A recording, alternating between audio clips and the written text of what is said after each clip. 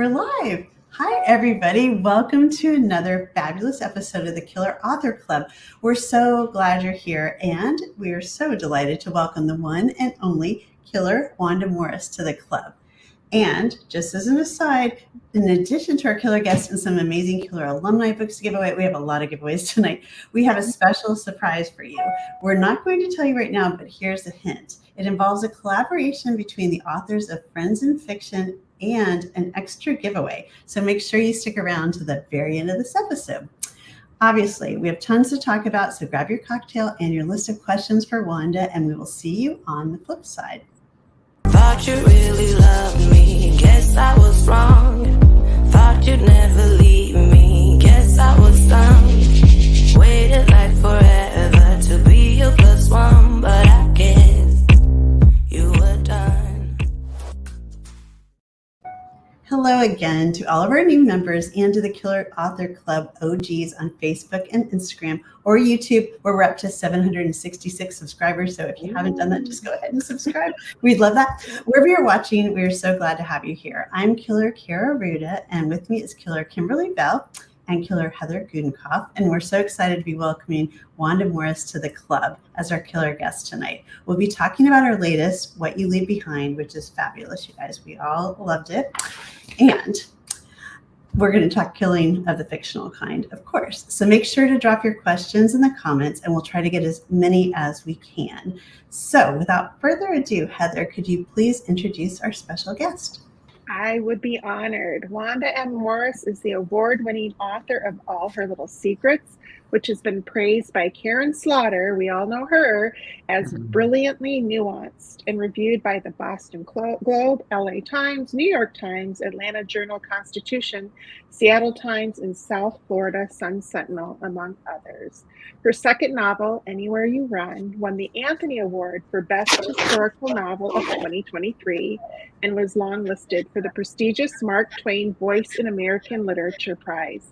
She is a former corporate attorney, married, the mother of three, and lives in Atlanta, Georgia. Congrats, Wanda, and welcome. We are so happy you're here with us. So excited.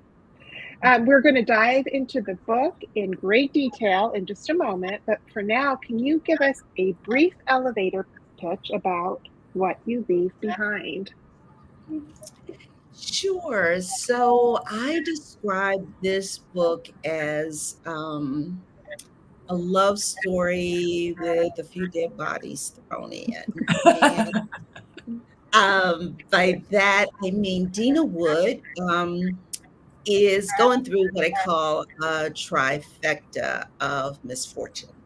She has recently been divorced. She's been fired from her prestigious job at an Atlanta law firm, and she is grieving the loss of her beloved mother. So to nurse her wounds, she moves back to Brunswick, her hometown.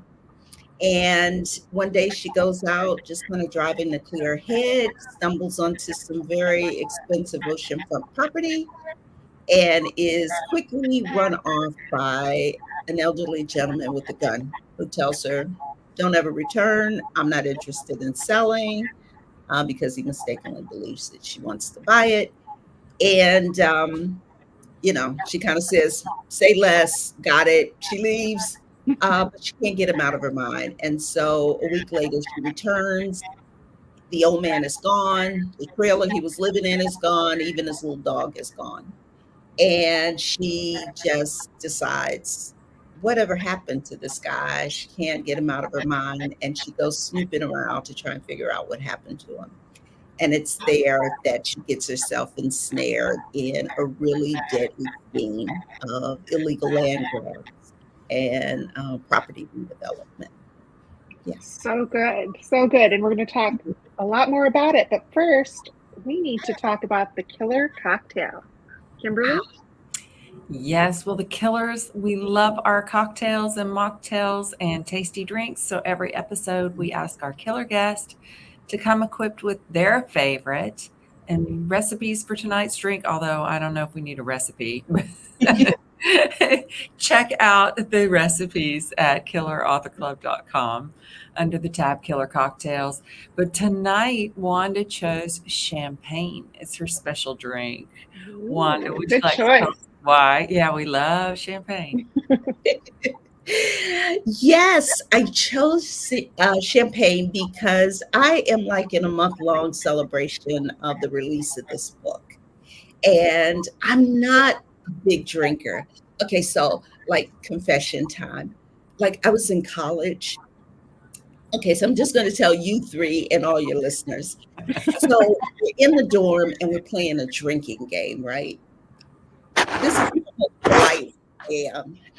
I take one shot, politely fall asleep in the corner of the room. And that's where I woke up the next morning, curled up in a position after one shot of vodka. So I kind of quickly realized I am a guy's cheapest date, but I always have a glass of champagne though whenever I'm celebrating. So I I love just it. Love it. Well, we are celebrating with you. Cheers. Cheers. Cheers. cheers. Congratulations. Mm. Okay, Wanda. And whatever you share in the clubhouse stays in the clubhouse. That's right. For sure. We would never share with anyone else. Let's hope my kids aren't listening. Right. I think you're safe. Yeah, you're I good. send my son off to college and he thinks it's okay to play drinking games. Oh no. Mm. I won't say. Okay. The Killers and I started the Killer Author Club 2 years ago so that readers like you can interact with some of the best suspense and thriller authors in the business, like Wanda. And our summer fall lineup includes superstars like Rachel Hazel Hall, Sandra Block, CJ Box, Jessica Knoll, Geneva Rose, and so many more. If you want to know dates, times, and all the rest of the information, visit killerauthorclub.com. But tonight, we're here to talk about What You Leave Behind.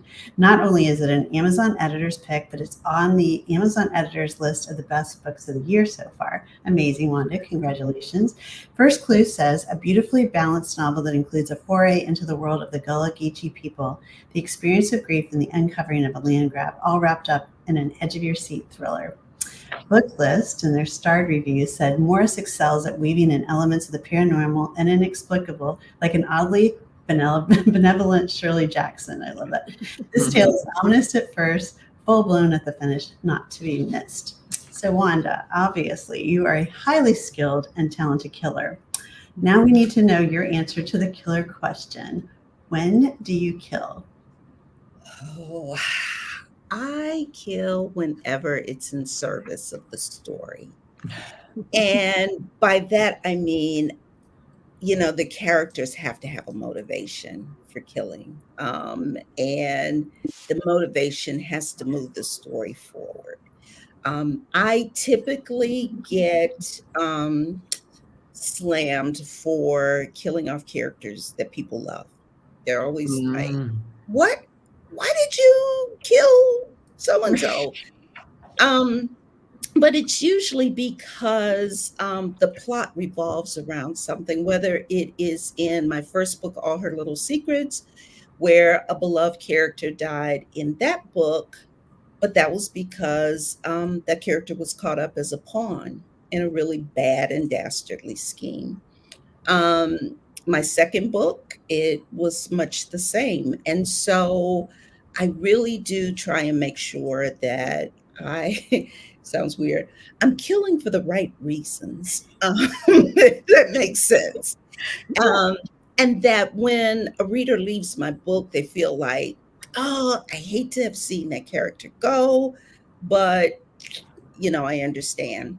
Now, for the bad guys, I usually kill off the bad guys in really unusual ways. So someone once asked my husband, they're like, do you worry that you sleep next to this woman? Because the bad guys in my books always get their comeuppance, and I usually do it in a, kind of unique fashion. I love They it. deserve it. Sounds like they That's deserve right. it.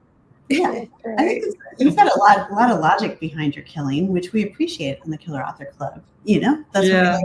We like to know why you kill the good people, why you kill the bad people, especially the bad people. We like to hear that. Yeah. Hear that. Yeah. Absolutely.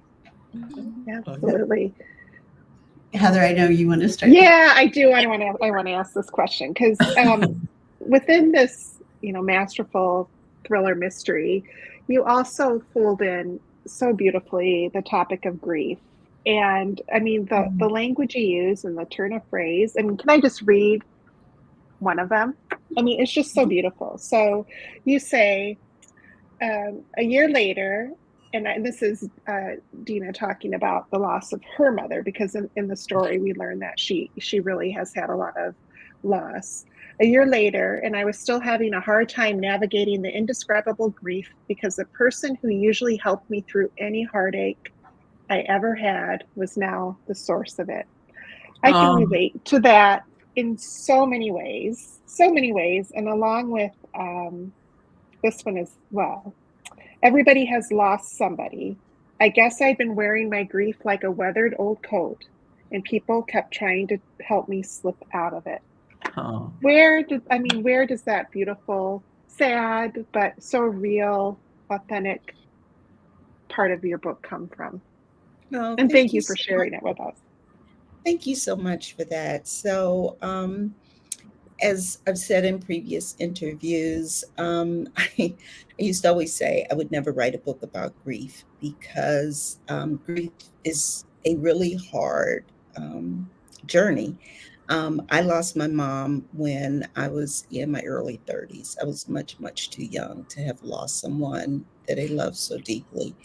And at the time, I was working, on a stressful job.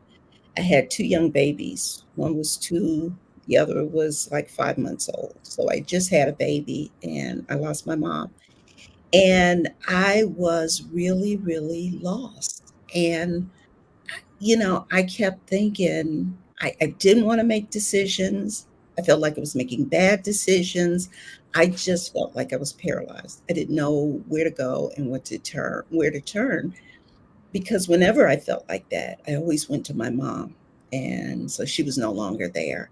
So, all that's to say that the grief journey that I take Dina Wood, who's the protagonist of the book, the grief journey that I take her on was a journey I took myself. Mm. Um, and it was hard.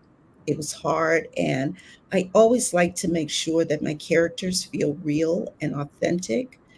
Um, and I didn't want to go there with this character, but I needed her to be in a really broken place at the beginning of the book because her character arc by the end of the story, she ultimately kind of finds her way through that, and so much so that she helps other people.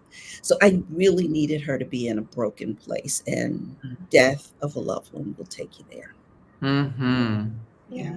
Well, you captured it in, like I said, in such an honest, realistic way, and just added such a beautiful layer to the story. I mean, we all love our thrillers, and when they have that human layer to it as well, makes it even better. So, Yeah. thank you. And so this story sprung from, I was reading a segment on the evening news where a woman was denied FEMA aid to repair her home due to a legal theory called heirs property, which just honks me off to no end. But anyway, can you explain what that means to people watching who haven't heard of that? Yeah. Could you repeat the last part of that?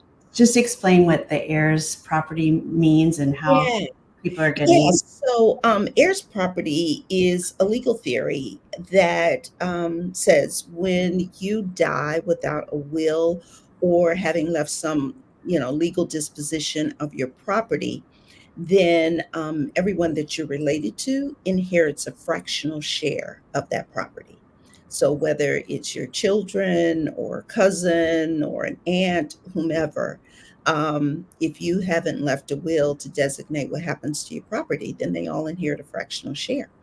And under heirs property, all it takes is one of those heirs who decides, I want to sell my fractional share. And if they do, and the family can't buy them out, then they can force a sale of the property by going to court. And so what ultimately happens is that unscrupulous real estate developers will come in and, they watch death notices and, figure out whose family And they'll come in, and when you're poor and cash strapped, they offer you $5,000. That's a lot of money, right? And they sell their fractional share, and then they tell the rest of the relatives, you need to buy me out for $50,000, which of course they don't have, right? And then they go to court and they can force a sale of the property. They wind up buying the property and redeveloping it. And it's unfortunate because what happens is families lose generational wealth. So it's not that you just lose your particular property, but you've lost property that you could pass on to, your descendants. And then they build on that and they generate wealth and then they pass that on. And so we're really talking about lives being changed. When you can't keep your property in your family. Absolutely. And we find out early on that Dina's protected her family from this, but also most people don't have a lawyer in the family to help advise them on this. It's just so stunning. And when you read about it in the book, it just makes you so angry too, because you've seen it, but you're not aware of how it's happening. And just reading how you explain it, it's infuriating. It really is. And I'm a lawyer and I didn't know that much about it. I mean, I generally knew it was out there. I learned about it in first year law school and property class, but I didn't know the devastating impact that it could have on families until I saw this report on TV. And then I started to dig around a little and I was like, what the heck? Right. And of course, it typically happens in, Black and brown communities, poor white rural communities in Appalachia. So the disenfranchised are the ones who are usually the ones who are taken advantage of. Yeah. Is it state specific? Well, it really is what they call common law. So you can have it all across the country. Different states will have legislation about how it happens, but it generally can happen anywhere in the country. Wow. And the other element that you weave in so beautifully that I was really touched by was the Geechee Gullah culture. And just in the language and I don't know, you just have it in there so beautifully. Like if you've ever had a chance to hear it or be around people who are still speaking it, it just came alive to me in my mind. So tell us why that's important to you as well. You know what? It's interesting. My grandmother was born here in Georgia. I was born in Ohio and then came down here for a job. But my grandmother was born in Georgia. And my mother used to always tell me when I was young, oh, we're Geechee. Now, I was usually trying to run out to the party, play those drinking games, right? Yeah. So I didn't sit down with her and say, what does that mean? Tell me more about it. I was usually kind of headed out the door to hang with my friends. And so only when I started to research this, like I said before, and I realized how heirs property really has been decimating the Gullah Geechee community. I said, I knew that I wanted to set the book there because it's such a rich and vibrant community, right? The Gullah Geechee people are direct descendants of formerly enslaved Africans that were brought to this country. And so they trace their roots back and they have stayed intact with their culture, with their spirituality, their language. All of that has stayed intact and remains since their ancestors came here from West Africa and Central Africa. So I knew that I wanted to center the book within this community. And what is so interesting is that as I started to research and write the book, I started to kind of put the pieces together, like the things that, my mother did were the things that I found in the Gullah Geechee community, kind of the spirituality and, the belief in the ancestors and interpreting dreams and all of those things that I was like, oh, that's what we used to do in my house, or, the food. Right. Oh, that's what we ate. And so it was almost like I was kind of coming home of sorts. Yeah, you could tell it was beautiful. I loved it. Yeah, really. And the blue doors, and all that. Yeah. The best books are the ones where not only are we on the edge of our seat, but we learn something too. I agree with So that. that is like the best kind Absolutely. of book. Yeah. Yeah, Yeah. that's the kind of book I like to read. I like to read Yeah. books that, yeah, hold my interest, but also engage me kind of on an educational, intellectual level. Like, oh, Yeah. I did that, Yeah. or I hadn't thought about it that way. Yeah. Yeah. Yeah. I loved the italicized sections, which is at first we don't really know who it is, right? And then it's Ruth's like thoughts as she's kind of watching over Dina. Can you talk about that without giving away any spoilers? Let me see. Can I? You know It's what? hard, right? It is. But here's the thing: people like Ruth, Uncle Duke, Jimmy, her father. These were when I said that this book is like a love story. These were the people that kind of undergirded her with love, right? Yeah. In a really bad place. And so these people give her a soft place to land. But she has to kind of come to recognize that because she's all caught up in kind of her own issues and thinking that she's made this horrible mistake by marrying this, garbage piece of guy who was just horrible. And so she's all caught up in her own head and not realizing that she has this whole community that loves her and that cradles her, even when she resisted. Um, but the book is also a love story on another level in that it is a love story of the Gullah Geechee people with the land and the sea and how tied they are to these things that come from the earth. Um, and so, when you have, I have interstitial chapters where, these voices are, talking to her in this, Creole, this, Gullah Geechee patois. And it's to demonstrate that there are so many levels of love and that in all of this, you want to leave a legacy of love in addition to leaving material wealth.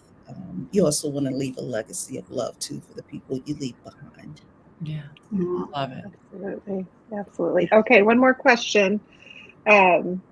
Because this is always something we talk about in the Killer Author Club. Are you a killer pantser or a killer plotter? Do you plot your books out or do you just go by the seat of your pants? No, I'm a killer plotter. I here's the thing. I don't know what the heck I'm doing when I sit down to write a book. And I know people go to the computer and they're like, the muse has hit me and I go. And I sit down to the computer, I'm like, what the hell are words? Like, so I always have to have like a roadmap of sorts. So it's kind of like not an intense outline, but I at least write down kind of the big scenes that I'm going to have. So I know how the book is going to open. I know kind of a couple of pivotal scenes that kind of turn the story. I know kind of what happens in the middle that kind of throws everything upside down. I usually don't know how my books will end, though, which is weird if I'm a Interesting. plotter. I usually have to figure that out as, I start to develop the bad guys. But yeah, I do like a 2 or 3 page outline and then I start. Yeah, that's not a bad. Pages. You can do that, Kara. You could do a 2 or 3 page outline. Here's our resident full-fledged pantser. I'm someone. Do you ladies outline or you can't? I do. My outlines are usually more like 20 pages. Oh, that's amazing. Okay, so you're intense. Okay, got it. I'm in the middle. I'm a pantser / plotter. I'm becoming a reformed pantser. She's going to the dark side, I think. Yeah. I'm a dug in pantser. I am a pantser and I'm just staying there. I don't know why. Come on over, Kara. It's very organized over here. If you saw my office, you would see that I am not an organized person. So, I don't know. Maybe I'll try it someday. You know what, Kara? It's working for you. It's working for Right. Wanda, working for That's Kimberly. right. So There we you just go. have to find keep on Everybody going. has to So find their own thing and go for it. Yeah. that's And then right. maybe pivot if it's not working. There you Yeah. go. Yeah. Exactly. Yeah. Yeah. Well, it's that time. It's the time for our that people get so excited about our killer giveaway. So Wanda has a very special giveaway tonight. 2 paperback copies of What You Leave Behind.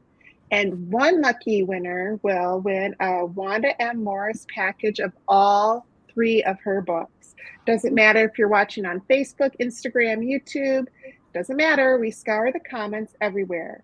So, but please make sure to shout out where you're from. So the question is, our killer question, what was Wanda's profession before becoming a full-time killer author? So drop your answer in the comments and we will scour through those and we will pick some lucky winners. Ooh, what could it be? Good luck. So the killers love our indies and we want to support them in any way we can. And that's why we ask every killer author to tell us their favorite indie bookstore. Wanda has chosen the Bookworm Bookstore in Powder Springs, Georgia. Wanda, can you tell us why this store is so special to you? Oh my gosh. Julia Davis is the owner of the store. And I remember her reaching out to me. She had read an arc of my very first book over here, All Her Little Secrets. And she reached out to me and she said, would you do anything with me? Like come into the store, sign stock, do an event, whatever. And I was a new author and nobody had ever done that for me. I had tried introducing myself to a few bookstores and they were like, yeah, well, whatever, nice. But she just really took me under her wing and her store does so much for the community. Just community garden. She does events for the community at large in Powder Springs. She loves authors, and you can tell. So I love the Bookworm Bookstore, and I hope if you get an opportunity, go online, shop her bookstore. Her customer service is fantastic. Yeah. Love it. Well, I'm in Atlanta too, and I have not heard this one, so I'm going to check it out. Oh, yeah, you should. And go see. So I just dropped the link to the books or the information about the bookstore in the comments, and you can order Wanda's book and any other book that you want. That's right. Check it out next time you're in town. Tell them the killer said hi. Exactly. Okay, and tonight we have not 1, not 2, but 3 killer author alumni books to celebrate. So there you go. Do I wait for the graphic? I do. We'll do. Okay. Yes, there we go. Okay. All right. First, we have Shadow Heart by Meg Gardner, which was released on June 18th. Meg is giving away 3 copies to lucky U.S. viewers. Here's a fun bit about the book. What happens when 2 serial killers, here's some serial killers, begin to compete with each other? Yikes. Okay, from #1 New York Times bestselling author Meg Gardner comes a new high-octane thriller in the acclaimed Unsub series, in which FBI Special Agent Caitlin Hendricks faces a case from nightmares. It does sound like that. I'm sure it's great. So we'll drop a link in the comments, and if you're interested in winning one of those books, please let us know. All right. And the next one is Killer Author Club alumni Liv Constantine with The Next Mrs. Parrish, which also released on June 18th. Liv is giving away 5 copies to lucky U.S. viewers, so let us know if you're interested in that book, please. Here's a fun bit about the book. It's a CBS New York Book Club pick and a New York Times bestseller. Daphne and Amber Parrish are thrust back into each other's lives upon the resurgence of a long-forgotten threat. forcing a vicious game of cat and mouse where everything is on the line in this thrilling sequel to the million-copy best-selling Reese's Book Club pick, The Last Mrs. Parrish. All right, and last but not least, we got a big night tonight. Okay, we have Housemaid is Watching by Frida McFadden, which released on June 11th. Frida is giving away 5 copies plus stickers and bookmarks to lucky viewers in the US, Canada, the UK, and Australia. So if you live in all of those places, not all of them at once, but if you live in any of those places, please tell us where you're from and if you're interested in Frida's book. All right. So, and that one is about it's a sequel to the unbelievably twisty, tension-packed, and globally best-selling Housemaid series. This book can be enjoyed as a standalone read, and once you start, it will have you up all night racing through the pages. All right. And we also have another big announcement, you guys. There's a lot going on. Giveaways keep on coming. They really do. Okay, so you guys all know about Friends in Fiction, I'm sure. And if you don't know who they are, they're a group of 4 authors who do fun, fantastic live author events and an online show like ours. Who are they? They're Patty Henry, Kristen Harmel, Christy Woodson Harvey, and Mary Kate Andrews. We will be guests on Friends in Fiction on July 3rd, tomorrow night at 7 p.m. Eastern, 4 p.m. Pacific, and we'll drop the link to watch that live show in the comments. And it was a really great experience. And we're doing a crossover giveaway with the Friends in Fiction authors as well. You could win 7 books. This is more books. So we'll drop that link in the comments for you too. If you're interested in entering that, there's a form to fill out, and good luck. The giveaway will, I think, when does it close, you guys? I can't remember. It's like a week, I think. A week. I think it's about a week. Yeah. So go ahead. And that's not all. That's not all, because membership has its privileges. So if you are a member of our Killer Author Clubhouse, which is our private Facebook group, you might just have the chance to win some swag. It's the spot for really hardcore killers. So our killer swag winner tonight is Tiffany Johnson. So Tiffany, reach out to one of the killers and we'll send you some pretty cool swag. We've got water bottles, we've got mugs, we've got hats, all kinds of good stuff. We got it all. Send us your information. Full service killers. Yes. Love it. Well, Wanda, we have some excellent news for you. You have survived the Killer Author Club. Yay! You did it. Congrats. You ladies are my people. You're my tribe. That's right. Oh my gosh. So Wanda, thank you so much for being here. We really appreciate it. We do. Oh, this was so much fun. Thank you for having me. Absolutely. And we could have talked, there's so much to talk about in this book, and it's such, you guys all need to go grab a copy or hopefully win a copy, because it's really powerful. It's a great story, but you learn a lot about things that you should know about. So anyway, so thank you. It's funny too. It's funny. And it's funny, yeah. And there's a love story. There's so many different love stories. And there's a love story. That's right. There's a love story. Yeah, Howie, I know. We didn't even get to that. Okay.